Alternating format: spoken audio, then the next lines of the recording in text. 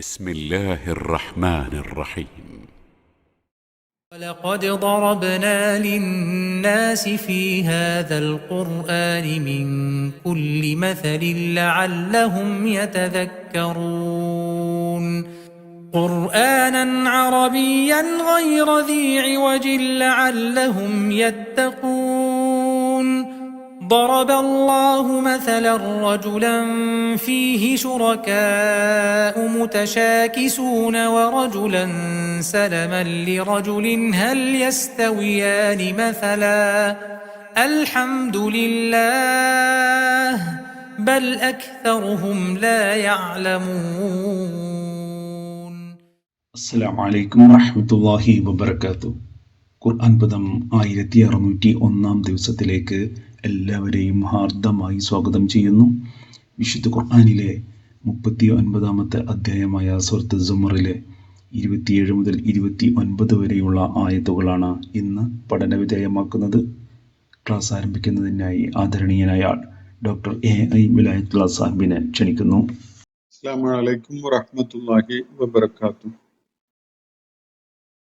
أعوذ بالله من الشيطان الرجيم. بسم الله الرحمن الرحيم.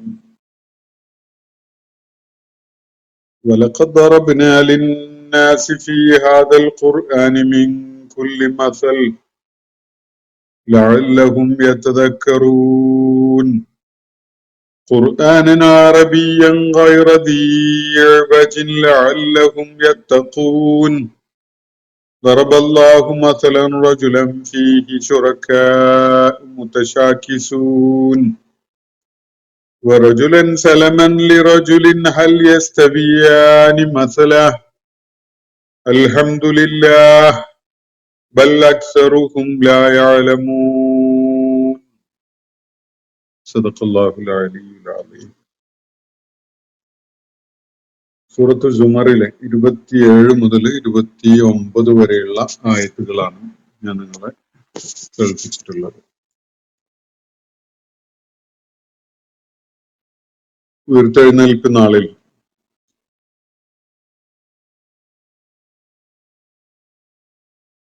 കടുത്ത ശിക്ഷ മുഖം കൊണ്ട് നേരിടേണ്ടി വരുന്ന ഒരുവൻ അങ്ങനെയുള്ള ഒരാള് ഒരിക്കലും തന്നെ അള്ളാഹുവിന്റെ പ്രീതി നേടി അള്ളാഹു സന്തോഷപൂർവം പാരത്രിക ലോകത്ത് സ്വർഗീയ ജീവിതത്തിലേക്ക് സ്വീകരിച്ചാനയിച്ചിട്ടുള്ള ഒരുവനെ പോലെ ഒരിക്കലും ആവുകയില്ല എന്നൊരു കാര്യം കഴിഞ്ഞ ദിവസം നമ്മൾ പഠന വിധേയമാക്കിയ ഭാഗത്തുള്ള ആയത്തുകളിൽ അള്ളാഹു സൂചിപ്പിക്കുകയുണ്ടായി. അതിക്രമകാരികളോട് നിങ്ങളുടെ കർമ്മഫലം ആസ്വദിച്ചുകൊള്ളൂ എന്നാണ് ആ ഘട്ടത്തിൽ പറയപ്പെടുക എന്നും അവിടെ വ്യക്തമാക്കപ്പെടുകയുണ്ടായി. പ്രവാചകന്മാരെ നിഷേധിക്കുകയും അവരെ അനുസരിക്കാതിരിക്കുകയൊക്കെ ചെയ്ത ഒരു കാര്യം ചരിത്രത്തിൽ ആദ്യമായിട്ട് സംഭവിക്കുകയല്ല. മക്കയിൽ മുഹമ്മദ് നബി സല്ലല്ലാഹു അലൈഹി വസല്ലമയുടെ ആ കാലഘട്ടത്തിൽ അവർക്ക് മുമ്പും അള്ളാഹുവിന്റെ ശിക്ഷ ഏറ്റുവാങ്ങേണ്ടി വന്ന ധാരാളം ആളുകൾ കടന്നു പോയിട്ടുണ്ട്, കഴിഞ്ഞു പോയിട്ടുണ്ട്. അള്ളാഹു അത്തരം ധിക്കാരികൾക്ക് ഭൗതിക ലോകത്ത് വലിയ മാനഹാനി, വലിയ നിന്ദ അല്ലെങ്കിൽ വലിയ അപമാനകരമായ ശിക്ഷയാണ് നൽകിയിട്ടുണ്ടായത്. പാരത്രിക ലോകത്തും അവരേറ്റുവാങ്ങാനിരിക്കുന്നത് കാഠിന്യമേറിയ ശിക്ഷയാണ്. അക്കാര്യത്തെക്കുറിച്ച് അവര് ബോധമുള്ളവരായിരുന്നെങ്കിൽ എന്നാണ് അവിടെ അള്ളാഹു അവസാനമായി സൂചിപ്പിക്കുകയുണ്ടായത്. അതിനെ തുടർന്നാണ് അള്ളാഹു ഈ രണ്ട് വ്യത്യസ്തമായ നിലപാടുകൾ സ്വീകരിക്കുന്ന ആളുകളെ അവരുടെ ശരിയായ അവസ്ഥ എന്താണ് എന്നത് വെളിപ്പെടുത്തുന്ന വിധത്തിൽ ഇന്ന് ഞാൻ നിങ്ങളെ കേൾപ്പിച്ച ആയത്തുകളിലായിട്ട് ഒരു ഉപമ നൽകുന്നത്. ഉപമകള് കാര്യങ്ങൾ വ്യക്തമാകാൻ വേണ്ടിയുള്ളതാണ്. അത് അള്ളാഹുവിന്റെ കിതാബിലും മനുഷ്യരുടെ രചനയിലും ഒക്കെ അതിന്റെ പേർപ്പസ് അതാണ്. ഒരാശയം മുന്നോട്ട് വെച്ച് ആ ആശയത്തിന് കൂടുതൽ വ്യക്തത ഉണ്ടാകുന്നതിന് വേണ്ടിയാണ് ഒരു ഉദാഹരണം എന്ന നിലക്ക് ഒരു ഉപമ നൽകുന്നത്. അങ്ങനെയുള്ള ഉപമകള് അള്ളാഹു വിശുദ്ധ ഖുർആനിൽ ധാരാളമായിട്ട് പ്രയോഗിച്ചിട്ടുണ്ട് എന്നതാണ് തുടക്കത്തിൽ പറഞ്ഞു വെക്കുന്നത്. നമുക്ക് ആയത്തുകളിലേക്ക് കടക്കാം. വലഖദ് ദറബ്ന ലിന്നാസി ഫീ ഹാദൽ ഖുർആനി മിൻ കുല്ലി മസൽ ലഅല്ലഹും യതദക്കറൂൻ. നിശ്ചയമായിട്ടും നാം ഈ ഖുർആനിൽ ധാരാളം വ്യത്യസ്ത ഇനങ്ങളിൽപ്പെട്ട ഉപമകൾ പ്രയോഗിച്ചിട്ടുണ്ട്. വലഖദ് ദറബ്ന ലിന്നാസി, ജനങ്ങൾക്കായിട്ടാണ്. ജനങ്ങൾക്ക് പ്രയോജനകരമാകുന്നതിന് വേണ്ടി, ജനങ്ങൾക്ക് കാര്യങ്ങൾ വ്യക്തമാകുന്നതിന് വേണ്ടി ഈ വിശുദ്ധ ഖുർആനിൽ നാം ഉപമകൾ വലഖദ് ദറബ്ന ലിന്നാസി ഫീ ഹാദൽ ഖുർആനി മിൻ കുല്ലി മസൽ എന്നാണ് പറയുന്നത്. മിൻ കുല്ലി മസൽ എന്നത് ആധിക്യത്തെ സൂചിപ്പിക്കുന്നതാണ്. ധാരാളം വ്യത്യസ്ത ഇനങ്ങളിൽപ്പെട്ട വ്യത്യസ്ത തരം ഉപമകള് ഈ ഖുർആനിൽ അള്ളാഹു ഉപയോഗിച്ചിട്ടുണ്ട്. അതിന്റെയൊക്കെ ലക്ഷ്യം ലഅല്ലഹും യതദക്കറൂൻ, അവര് ഉത്ബുദ്ധതയുള്ളവര് ആകുന്നതിന് വേണ്ടിയാണ് എന്നാണ് തുറന്നു പറയുന്നത്. ലഅല്ലഹും യതദക്കറൂൻ, അവർ ദിക്റുള്ളവര്, ഓർമ്മയുള്ളവര്, ഉത്ബുദ്ധതയുള്ളവര്, കാര്യങ്ങള് വേണ്ട വിധത്തില് മനസ്സിലാക്കുകയും ഗൗനിക്കുകയും ഒക്കെ ചെയ്യുന്നതിന് വേണ്ടിയാണ് ഉപമകളിലൂടെ, ഉദാഹരണങ്ങളിലൂടെ അള്ളാഹു കാര്യങ്ങൾ വ്യക്തമാക്കിയിട്ടുള്ളത് എന്നാണ് അള്ളാഹു ഇവിടെ പറയുന്നത്. ഒന്നോ രണ്ടോ മൂന്നോ അല്ല, വിശുദ്ധ ഖുർആന്റെ തുടക്കം മുതൽ നമുക്ക് സൂറത്തുൽ ബഖറയില് ഉള്ള ഉപമകള് ലറബല്ലാഹു മസലൻ എന്ന് തുടങ്ങിയിട്ട് ഒരുപാട് ഇന്നല്ലാഹ ലാ യസ്തഹി അൻ യദ്രിബ മസലൻ മാ ബഊലതൻ എന്നൊക്കെ പറഞ്ഞുകൊണ്ട് അതുപോലെ ഒരുപാട് ഉദാഹരണങ്ങൾ നമുക്ക് ഈ മസലുകൾ ഉപയോഗിച്ചതിന് കാണാൻ കഴിയും. മസൽ എന്നുള്ള വാക്ക് ഞാൻ മുമ്പ് വിശദീകരിച്ചിട്ടുള്ളതാണ്. ആ വാക്ക് എന്നാണ് ഇംഗ്ലീഷിലെ മോഡൽ എന്ന വേർഡ് വന്നിട്ടുണ്ടാവാൻ സാധ്യതയുള്ളത്. അപ്പൊ ഒരു മോഡൽ വരച്ചു കൊടുക്കുകയാണ്, ഒരു മാതൃക. ഒരു സംഗതി എങ്ങനെയാണ് എന്നത് മനസ്സിലാക്കാൻ അതിന് ഒരു മാതൃക ഇങ്ങനെയാണ് എന്ന് പറഞ്ഞു കൊടുക്കുന്ന ഒരു സംഗതിയാണ് ആ പദം സൂചിപ്പിക്കുന്നത്. അപ്പോ അള്ളാഹു ഇവിടെ ഒരു പ്രത്യേകമായ ഉപമ കാര്യങ്ങള് വലിയ വ്യക്തതയുള്ളതായി മാറുന്നതിന് വേണ്ടി നിർവഹിക്കാൻ പോവുകയാണ്. അതിന്റെ മുന്നോടിയായിട്ട് അള്ളാഹുവിന്റെ ഈ നടപടിക്രമത്തെ കുറിച്ചാണ് അള്ളാഹു പറയുന്നത്. ആളുകള് എന്താണ് അള്ളാഹു നിരന്തരമായിട്ട് വിശുദ്ധ ഖുർആനിൽ ഇങ്ങനെ ഉപമകൾ പ്രയോഗിച്ചുകൊണ്ടേയിരിക്കുന്നു എന്നൊരു ചോദ്യം ഒരുപക്ഷെ അവരുടെ മനസ്സിലുണ്ടാകാം. അങ്ങനെ ചോദ്യം മനസ്സിൽ ഉയരുന്ന ആളുകളുടെ കാര്യത്തിൽ അവർക്കുള്ള ഒരു ഉത്തരമായിട്ട്, ഒരു മറുപടിയായിട്ട് അള്ളാഹു ഇവിടെ വിവരിക്കുകയാണ്. വലഖദ് ദറബ്ന ലിന്നാസി ഫീ ഹാദൽ ഖുർആൻ, ഈ ഖുർആനിൽ ജനങ്ങൾക്കായി നാം പ്രയോഗിച്ചിരിക്കുന്നു മിൻ കുല്ലി മസലിൻ, എല്ലാവിധ ഉപമകളും അല്ലെങ്കിൽ എല്ലാവിധ ഉദാഹരണങ്ങളും നൽകിക്കൊണ്ടാണ് ഈ ഖുർആനിൽ കാര്യങ്ങൾ അള്ളാഹു വിവരിച്ചിട്ടുള്ളത്. നാം അങ്ങനെയാണ് അതിനെ വിവരിച്ചിട്ടുള്ളത്. ലഅല്ലഹും യതദക്കറൂൻ, അവർ ഉത്ബുദ്ധതയുള്ളവരാകുന്നതിന് വേണ്ടിയാണത്. അവര് ഉത്ബുദ്ധതയുള്ളവരായെങ്കിലോ എന്ന താല്പര്യത്തിലാണ് ഇങ്ങനെ വിവിധങ്ങളായ ഉപമകള്, ഉദാഹരണങ്ങള് വിശുദ്ധ ഖുർആനിൽ പ്രയോഗിക്കപ്പെട്ടിരിക്കുന്നത് എന്നാണ് അള്ളാഹു വ്യക്തമാക്കുന്നത്. എന്നിട്ട് ഖുർആനെ കുറിച്ചുള്ള ഒരു വിവരണമാണ് തുടർന്ന് നൽകുന്നത്.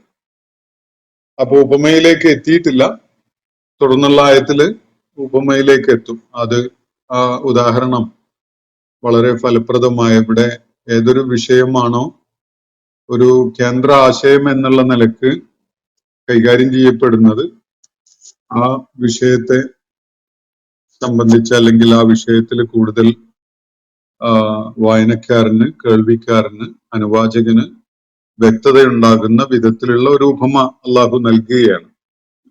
അതിന്റെ മുമ്പായിട്ട് ഈ ഖുർആൻ എന്താണ് എന്നത് അള്ളാഹു ഒരു വിവരണം നൽകുകയാണ്.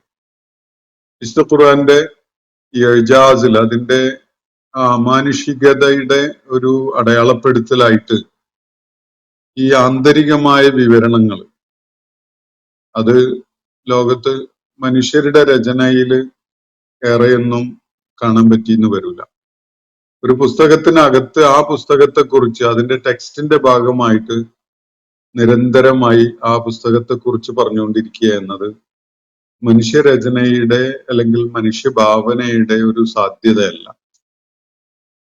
ഒരു നാടകം എഴുതുകയാണ്, ഒരു കഥ എഴുതുകയാണ്, ഒരു കവിത എഴുതുകയാണ് എങ്കിൽ ആ ഫോമിനെ കുറിച്ച്, ആ ലിറ്റററി ടെക്സ്റ്റിനെയോ അല്ലെങ്കിൽ ആ കവിതയെയോ കഥയെയോ ലേഖനത്തെയോ ആവർത്തിച്ച് അതിനകത്ത് തന്നെ പരാമർശിക്കുക എന്നതും അതിന്റെ പേർപ്പസ് എന്താണ് എന്നതോ അതിന്റെ ഘടന എന്താണ്, രൂപം എന്താണ്, ശൈലി എന്താണ് എന്നതൊക്കെ ആ ടെക്സ്റ്റിന്റെ തന്നെ ഭാഗമായിട്ട് പറയുകയോ ഒക്കെ ചെയ്യുന്നത് മനുഷ്യരചനയുടെ സ്വാഭാവികതയിൽ പെട്ടതല്ല. അപൂർവമായിട്ട് ചില അത്തരം ശ്രമങ്ങളൊക്കെ കാണാൻ പറ്റിയെന്ന് വരും.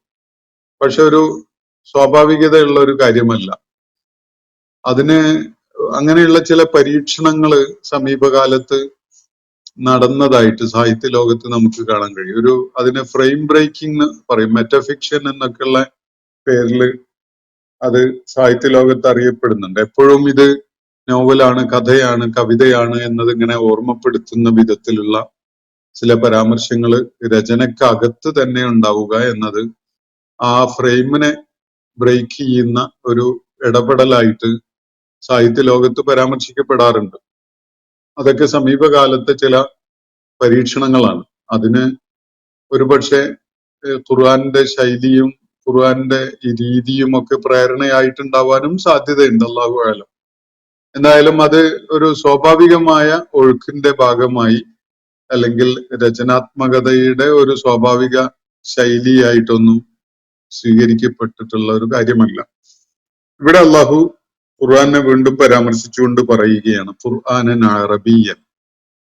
അത് ഈ നമ്മൾ പാരായണം ചെയ്തുകൊണ്ടിരിക്കുന്ന കിതാബിനെ കുറിച്ച് തന്നെ ആ കിതാബിനകത്ത് ആവർത്തിച്ച് പലയിടത്തും പറയുന്നത് കാണാം. ഈ വിധത്തില് സൂറത്തുൽ ഫാത്തിഹ കഴിഞ്ഞ് സൂറത്തുൽ ബഖറയിലേക്ക് നമ്മൾ നീങ്ങുമ്പോൾ കാണുന്നത് തന്നെ ദാലിക്കൽ കിതാബു ലാ റൈബ ഫീഹി ഹുദൻ ലിൽ മുത്തഖീൻ എന്ന് പറഞ്ഞുകൊണ്ട് ഖുർആനെ തന്നെ പറയുകയാണ്. ഖുർആനെ തന്നെ പരാമർശിച്ചുകൊണ്ട് ആ ഗ്രന്ഥം എന്ന് പറഞ്ഞുകൊണ്ട് ഒരു സംശയവും വേണ്ട, സത്യാന്വേഷികൾക്ക് അത് മാർഗദർശനമാണ് എന്ന് പറഞ്ഞുകൊണ്ട് തുടങ്ങുക. അത് ടെക്സ്റ്റിന്റെ ഭാഗമാണ്. യഥാർത്ഥത്തിൽ ആ വാചകം മനുഷ്യരാണ് രചിക്കുന്നതെങ്കിൽ വെളിയിൽ നിന്നുകൊണ്ട് പറയുന്ന പോലെയാണ് ഉണ്ടാവുക. അത് അതിന്റെ ആമുഖത്തിലോ അല്ലെങ്കിൽ അവതാരികയിലോ പ്രസാദക കുറിപ്പിലോ ഒക്കെ പറയുന്ന ഒരു കാര്യം പോലെയാണ് ആ ആശയത്തിന്റെ സ്വഭാവം. മനുഷ്യരെ അങ്ങനെയാണ് പ്രസാദക കുറിപ്പിൽ അല്ലെങ്കിൽ ആമുഖത്തില് അല്ലെങ്കിൽ അവതാരികയിലൊക്കെയാണ് ഈ കാര്യം അങ്ങനെ അതിനെ സൂചിപ്പിച്ചുകൊണ്ട് പറയുക. എന്നാൽ ഖുർആൻ അത് ടെക്സ്റ്റിന്റെ ഭാഗമായിട്ട് ഇന്റഗ്രേറ്റ് ചെയ്തുകൊണ്ടാണ് അത് നൂറുകണക്കിന് സ്ഥലങ്ങളിൽ വിശുദ്ധ ഖുർആനിലെ ഈ വിധത്തില് പരാമർശങ്ങൾ ഉള്ളതായിട്ട് കാണാൻ കഴിയും. ഖുർആനിനകത്ത് ഖുർആനെ കുറിച്ച് തന്നെയുള്ള പരാമർശങ്ങൾ. അപ്പോ ഇവിടെ അള്ളാഹു പറയുന്നത് ഖുർആനൻ അറബിയൻ. ഇത് ഒരു ഖുർആനാണ് ഈ അവതരിപ്പിക്കപ്പെടുന്നത്. എങ്ങനത്തേതാണ്? അറബി ഭാഷയിലാണ്, അറബിയിലുള്ള ഖുർആൻ.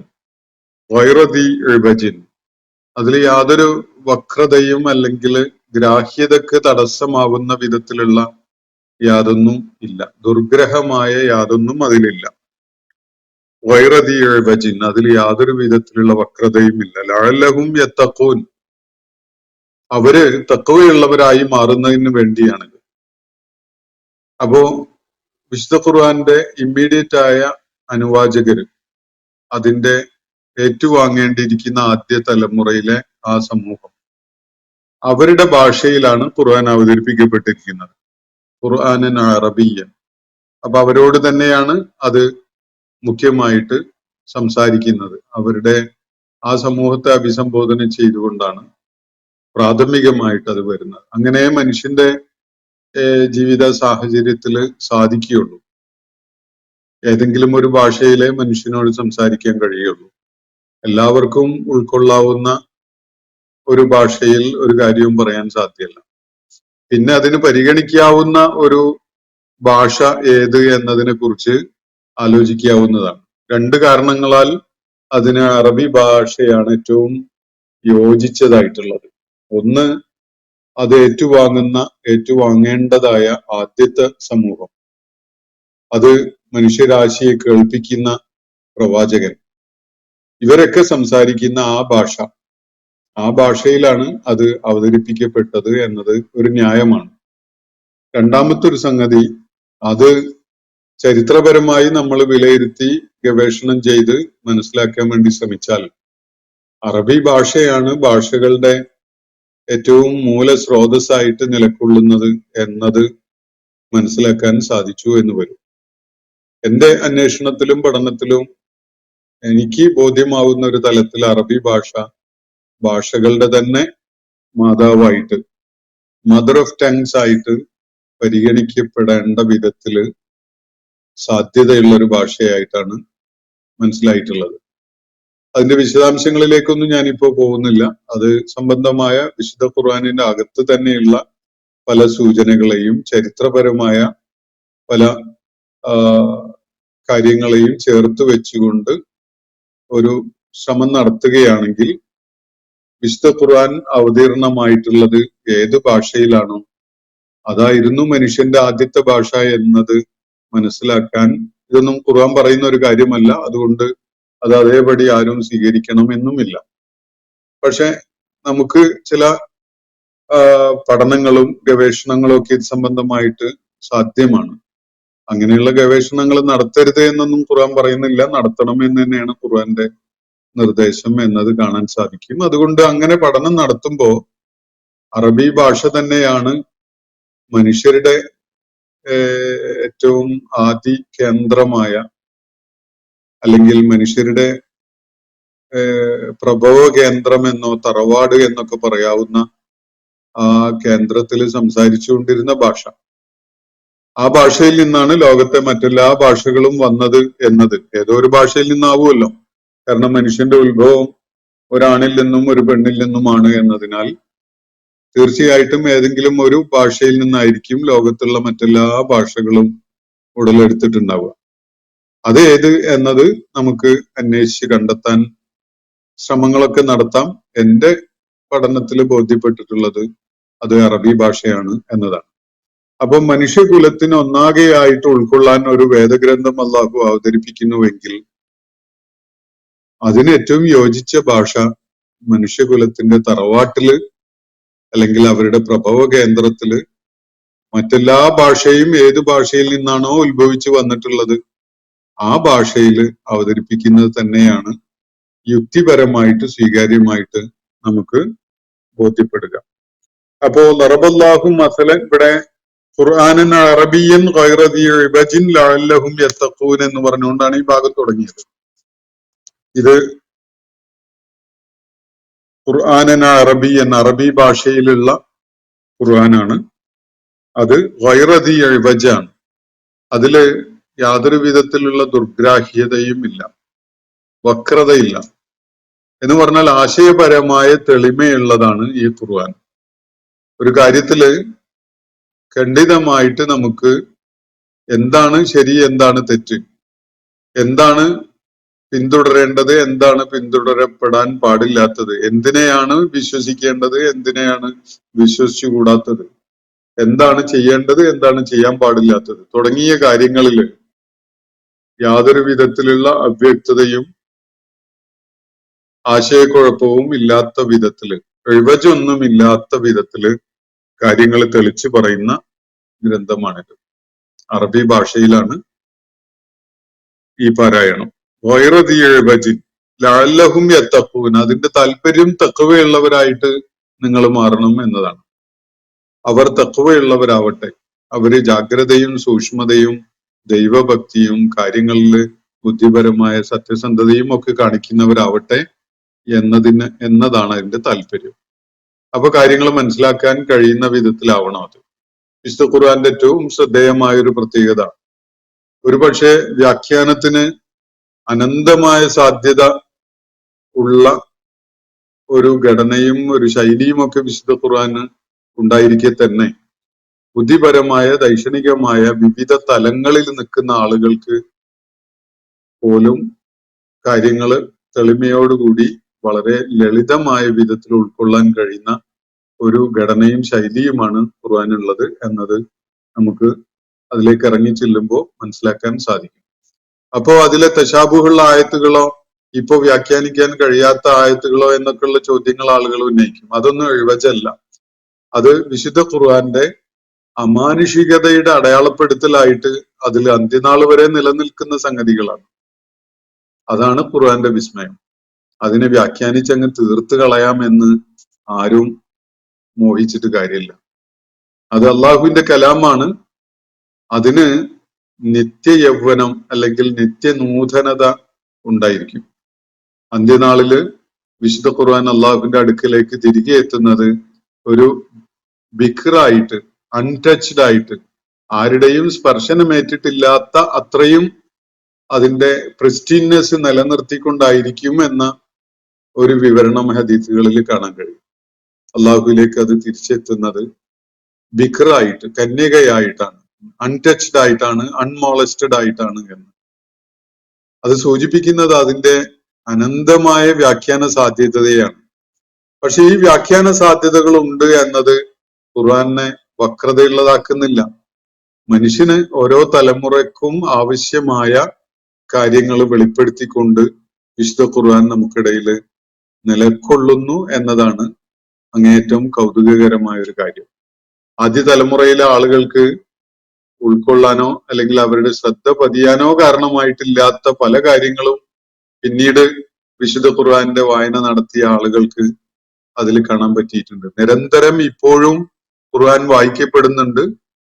അതിൽ പുതിയ പുതിയ പല കാര്യങ്ങളും ആളുകൾക്ക് കണ്ടെത്താനും പറ്റുന്നുണ്ട്. അത് അള്ളാഹുവിന്റെ സംവിധാനത്തിലും നിയന്ത്രണത്തിലുമുള്ള ഒരു കാര്യമാണ്. വിശുദ്ധ ഖുർആന്റെ സംരക്ഷണം, അതിന്റെ ക്രോഡീകരണം, അതിന്റെ പാരായണം, അതുപോലെ ഉള്ള കാര്യങ്ങളൊക്കെയും തന്നെ, അതിന്റെ വ്യാഖ്യാനം, അതിന്റെ തഅ്വീല്, ഇതൊക്കെയും തന്നെ നമ്മുടെ ബാധ്യതയാണ് എന്ന് അള്ളാഹു വിശുദ്ധ ഖുർആൻ അകത്ത് തന്നെ പറഞ്ഞു വെച്ചത് നമുക്ക് കാണാൻ കഴിയും. അപ്പോ സ്വാഭാവികമായിട്ടും അതിന് നിരന്തരമായിട്ട് പല അർത്ഥതലങ്ങളും മനുഷ്യന് അള്ളാഹുവിന്റെ നടപടി ക്രമങ്ങളുടെ ഫലമായിട്ട് കണ്ടെത്താൻ സാധിക്കും.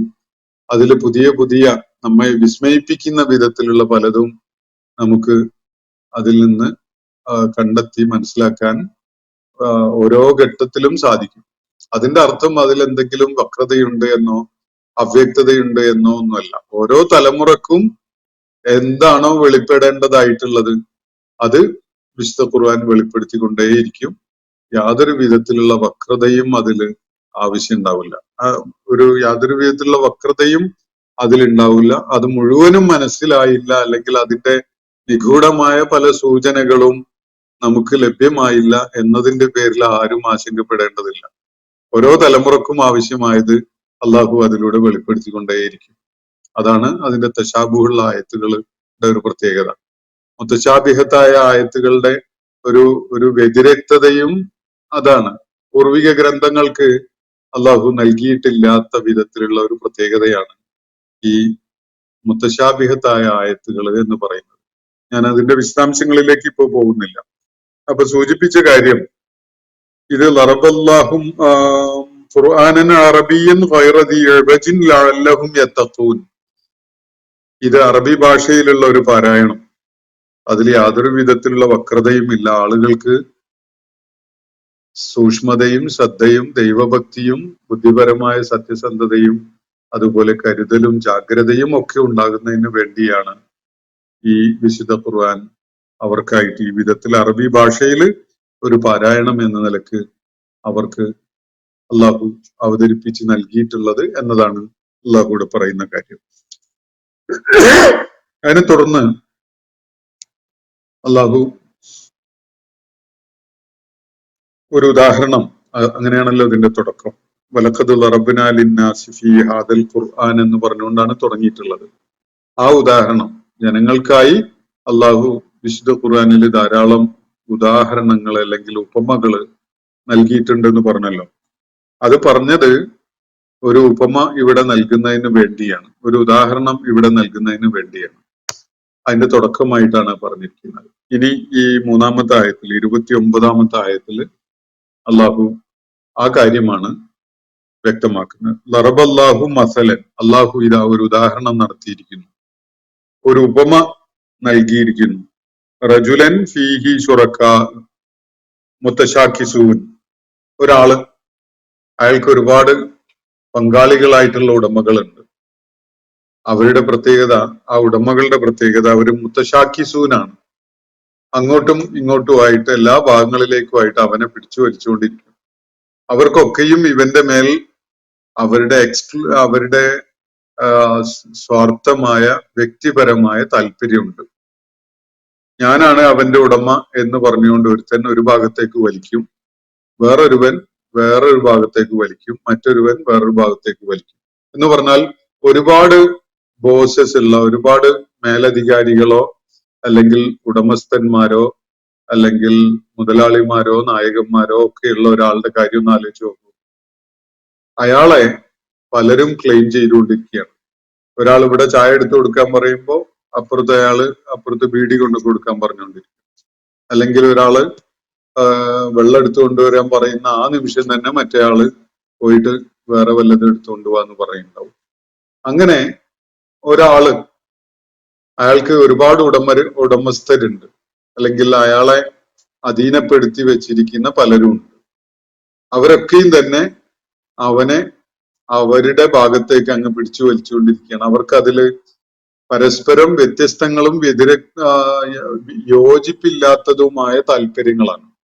എല്ലാവരും ഒരേ താല്പര്യം കാണിച്ചുകൊണ്ട് അവനെ പ്രയോജനപ്പെടുത്തുകയല്ല ചെയ്യുന്നത്. ഇപ്പൊ ഒരു ഓഫീസില് ഒരു സേവകനായിട്ട് ഒരാളെ നിർത്തിയിട്ടുണ്ടെങ്കിൽ അയാള് ഓഫീസിലെ ഉദ്യോഗസ്ഥന്മാർക്കൊക്കെയും സേവനം ചെയ്യുന്ന ആളായിരിക്കും. അതിനൊക്കെ ഒരു കോർഡിനേഷൻ ഉണ്ടാവും, എല്ലാവർക്കും സേവനം ചെയ്യേണ്ടതുണ്ടാവും. പക്ഷെ അതിനെ ഒരു മേലധികാരി അവന്റെ പ്രവർത്തനങ്ങൾ അല്ലെങ്കിൽ അവന്റെ സേവനങ്ങൾക്ക് ഒരു നിയമവും വ്യവസ്ഥയും ചിട്ടയും ഒക്കെ ഉണ്ടാക്കിയിട്ടുണ്ടാവും.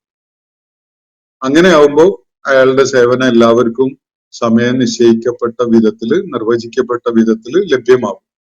എന്നാൽ ഇവിടെ അങ്ങനെയല്ല.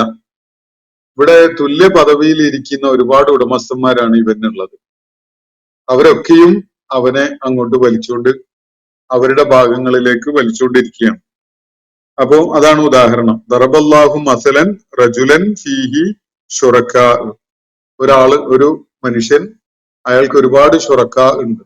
ശുറക്കാ എന്ന് പറഞ്ഞാൽ പങ്കാളികൾ എന്ന് പറഞ്ഞാൽ ഉടമസ്ഥതയില് പങ്കാളിത്തമുള്ള ആളുകൾ. ഒരുപാട് മുതലാളിമാര് അല്ലെങ്കിൽ ഒരുപാട് യജമാനന്മാര്. ഇയാൾ വേണമെങ്കിൽ ഒരു അടിമയായിട്ട് കാണാം, അടിമ അല്ലെങ്കിൽ സേവകനായിട്ട് കാണാം. സേവകനോ അല്ലെങ്കിൽ ജോലിക്കാരനോ അടിമയോ ഒക്കെ ആകാവുന്ന വിധത്തിലുള്ള ഒരു പൊസിഷൻ. അയാളുടെ മേൽ തുല്യമായ അവകാശം ഉന്നയിക്കുന്ന ഒരുപാട് പേര്, ഒരുപാട് മുത്തശാക്കിസൂനാണ് അവർ. പരസ്പരം തർക്കവും അഭിപ്രായ ഭിന്നതയും വിയോജിപ്പും വൈരവും കാണിക്കുന്ന ആളുകൾ. അങ്ങനെയുള്ളവരാണ് ഇവന്റെ ഉടമസ്ഥര്. ഇങ്ങനെ ഒരാള് റജുലൻ സലമൻ ലി റജുലിൻ, വേറെ ഒരാള് അയാൾ പൂർണ്ണമായിട്ടും മറ്റൊരുവനുള്ളതാണ്. ഒരാൾക്ക് പൂർണ്ണമായിട്ട് എക്സ്ക്ലൂസീവായിട്ട് അവകാശപ്പെടാവുന്ന ഒരാളും. ഈ രണ്ടാളുകളുടെ അവസ്ഥ ഒന്ന് ആലോചിച്ച് നോക്കൂ. ആദ്യത്തെ ആൾക്ക് ഒരുപാട് യജമാനന്മാരുണ്ട്, അവരൊക്കെയും അവരുടെ ഭാഗങ്ങളിലേക്ക് അവനെ പിടിച്ചു വലിച്ചുകൊണ്ടിരിക്കുന്നു. അവന്റെ സേവനത്തിനായിട്ട് അവനെ നിർബന്ധിക്കുന്നു. ഒരാൾക്ക് സേവനം ചെയ്യുന്നത് മറ്റാൾക്ക് ഇഷ്ടമല്ല, മറ്റാൾക്ക് സേവനം ചെയ്യുന്നത് ഇയാൾക്ക് ഇഷ്ടമല്ല. അതുകൊണ്ട് തന്നെ അവർ പരസ്പരം ഇവനെ പ്രയാസപ്പെടുത്തുന്ന വിധത്തിൽ നിരന്തരം നിർദ്ദേശങ്ങൾ നൽകിക്കൊണ്ടിരിക്കും.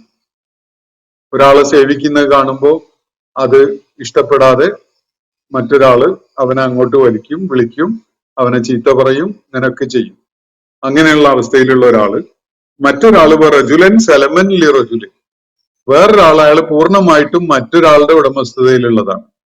എന്ന് പറഞ്ഞാൽ ഈ രണ്ടാമത്തെ ആൾക്ക് ഒരേ ഒരാൾക്ക് വേണ്ടിയേ സേവനം ചെയ്യേണ്ടതുള്ളൂ. അയാളുടെ ഇഷ്ടം തൃപ്തിയൊക്കെ മാത്രം നോക്കിയിട്ടേ നിലക്കൊള്ളേണ്ടതുള്ളൂ. അങ്ങനെ ഒരാള്. ഇങ്ങനെ രണ്ടാളുകൾ ഹൽ യസ്തവിയാനി മസല, ഈ രണ്ട് മോഡൽസും ഒരുപോലെയാണോ? ഇതാണ് അള്ളാഹുവിന്റെ ചോദ്യം. ആദ്യം പറഞ്ഞ ഒരുപാട് ഉടമസ്ഥരുള്ള ഒരുവനും ഒരൊറ്റ ഉടമസ്ഥന്റെ കീഴിലുള്ള ഒരുവനും, ഇവര് രണ്ടുപേരും തുല്യമായ ഒരുപോലെയുള്ള അവസ്ഥയിലാണോ? ആർക്കാണ് ഈ രണ്ടാളുകളുടെ കൂട്ടത്തില് മനസ്സമാധാനവും അതുപോലെ ശാന്തിയും സമാധാനവും ഒക്കെ അനുഭവിക്കാൻ സാധിക്കുക? ആദ്യത്തെ ഉടമസ്ഥന് ഒരുപാട് ഉടമസ്ഥരുടെ കീഴിലുള്ള ഒരാൾക്ക് എന്തെങ്കിലും ഒരു സ്വസ്ഥത കിട്ടും? അവനെ എല്ലാവരുമായിട്ട് പിടിവലി കൂടിക്കൊണ്ടിരിക്കും. ഒരാൾക്ക് സേവനം നന്നാക്കി ചെയ്തു കൊടുക്കാം എന്ന് കരുതിയാൽ അത് മറ്റവന് ഇഷ്ടപ്പെടൂല.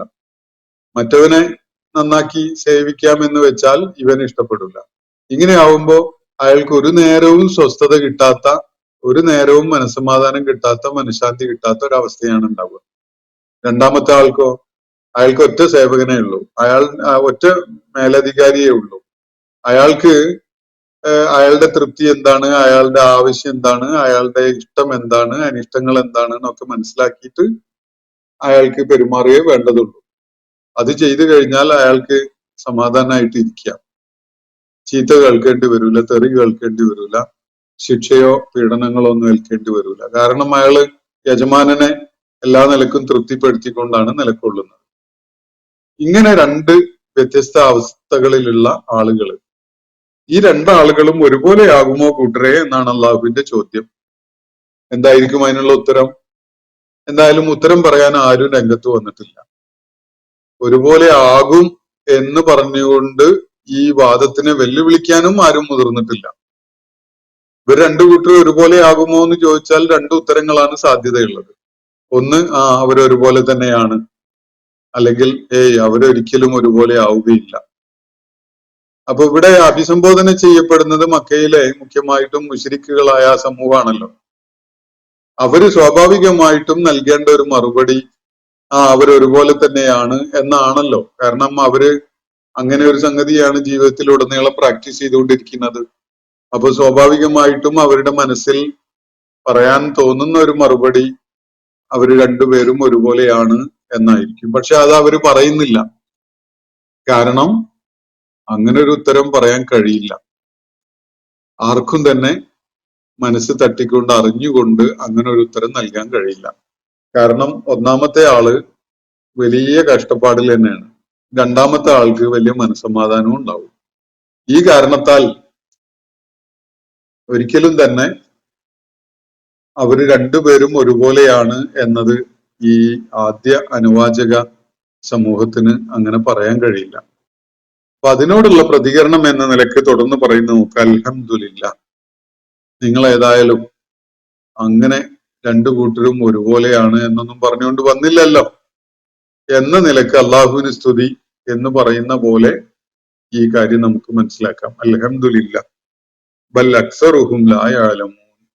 പക്ഷെ അവരിൽ അധിക പേരും കാര്യങ്ങളൊന്നും വേണ്ട വിധം മനസ്സിലാക്കുന്നവരല്ല. ബൽ അക്സറുഹും ലാ യഅലമൂൻ, അവരിൽ ഏറിയ പേരും, അവരിൽ കൂടുതൽ പേരും ലാ യഅലമൂൻ, ഈ അടിസ്ഥാന വസ്തുത, ഈ പ്രാഥമികമായ കാര്യം പോലും അവര് മനസ്സിലാക്കുന്നില്ല, അവരറിയുന്നില്ല. അതാണ് അവരുടെ അവസ്ഥ. യഥാർത്ഥത്തിൽ ഈ ഒരുപാട് ശുറക്കാകള് മുത്തശാക്കിസായിക്കൊണ്ട് ഉടമപ്പെടുത്തിയ ആളുണ്ടല്ലോ, അവന്റെ അവസ്ഥയിലാണ് ഈ അഭിസംബോധന ചെയ്യപ്പെടുന്ന കൂടുതൽ ആളുകളും. അവർക്ക് ഒരുപാട് ദൈവങ്ങളാണ്, ഒരുപാട് ദിവ്യശക്തികളുള്ള ആളുകളാണ്. ഇവരിൽ ആരെയാണ് അവര് തൃപ്തിപ്പെടുത്തേണ്ടത്? ആരെ തൃപ്തിപ്പെടുത്തിയാലാണ് എല്ലാ ദൈവങ്ങൾക്കും തൃപ്തി ഉണ്ടാവുക? ഈ വിഷയം വളരെ സങ്കീർണമായ ഒരു കാര്യമാണ്. പലപ്പോഴും ഈ മുശ്രിക്ക് സമൂഹങ്ങൾ, ബഹുദൈവത്വത്തിന്റെ ആളുകള് ഒരു ദൈവത്തെ പ്രീതിപ്പെടുത്താൻ വേണ്ടി ശ്രമിക്കുമ്പോൾ മറ്റേ ദൈവത്തിന് തൃപ്തി ആയിട്ടുണ്ടാവില്ല എന്ന് വിചാരിച്ച് മറ്റേ ദൈവത്തെയും തൃപ്തിപ്പെടുത്താൻ വേണ്ടി ഓടുന്ന ഒരു കാഴ്ച നമുക്ക് പലപ്പോഴും കാണാൻ സാധിക്കും. അതുകൊണ്ട് എല്ലാ ദൈവങ്ങളുടെയും കേന്ദ്രങ്ങളിലേക്ക് അവര് മാറി മാറി പോയിക്കൊണ്ടിരിക്കുകയാണ്. ഇത് ഒരു ഗതികെട്ടവന്റെ അവസ്ഥയാണ് എന്നതിൽ യാതൊരു സംശയവും ഇല്ല. ഈ കാര്യം മക്കയിലെ ബഹുദൈവത്വത്തിന്റെ ആളുകളെ ബോധ്യപ്പെടുത്തുകയാണ് അള്ളാഹു ഈ ഉപമയിലൂടെ, ഈ ഉദാഹരണത്തിലൂടെ എന്നത് മനസ്സിലാക്കാൻ യാതൊരു പ്രയാസവും. എന്നാൽ ഈ കാര്യങ്ങളൊക്കെയും അറിയാനും മനസ്സിലാക്കാനും ഒക്കെ കഴിഞ്ഞാൽ പോലും ഇവരിലേറെ പേരും കാര്യങ്ങൾ ഉൾക്കൊള്ളുന്നവരല്ല. ബൽ അക്സറുഹും ലാ യഅലമൂൻ, ഇവരിൽ അധിക പേരും കാര്യങ്ങൾ വേണ്ട വിധത്തിൽ മനസ്സിലാക്കുന്നവരല്ല എന്നാണ് അള്ളാഹു ഈ ആയത്തുകളുടെ അവസാനമായിട്ട് പറയുന്നത്. ഇന്നത്തെ സെഷൻ ഞാനിവിടെ അവസാനിപ്പിക്കുകയാണ്. വാഖിറു ദഅ്വാന അനിൽ ഹംദുലില്ലാഹി റബ്ബിൽ ആലമീൻ. അസ്സലാമു അലൈക്കും വറഹ്മത്തുള്ളാഹി വബറകാതുഹു. ഇന്നത്തെ ഖുർആൻ പദം ഇവിടെ സമാപിക്കുന്നു. ഖുർആൻ പഠനത്തിൽ പങ്കെടുത്ത എല്ലാവർക്കും അല്ലാഹു അർഹമായ പ്രതിഫലം നൽകി അനുഗ്രഹിക്കട്ടെ. വആഖിറു ദഅ്വാന അനിൽ ഹംദുലില്ലാഹി റബ്ബിൽ ആലമീൻ. അസ്സലാമു അലൈക്കും വറഹ്മത്തുള്ളാഹി വബറകാതുഹു.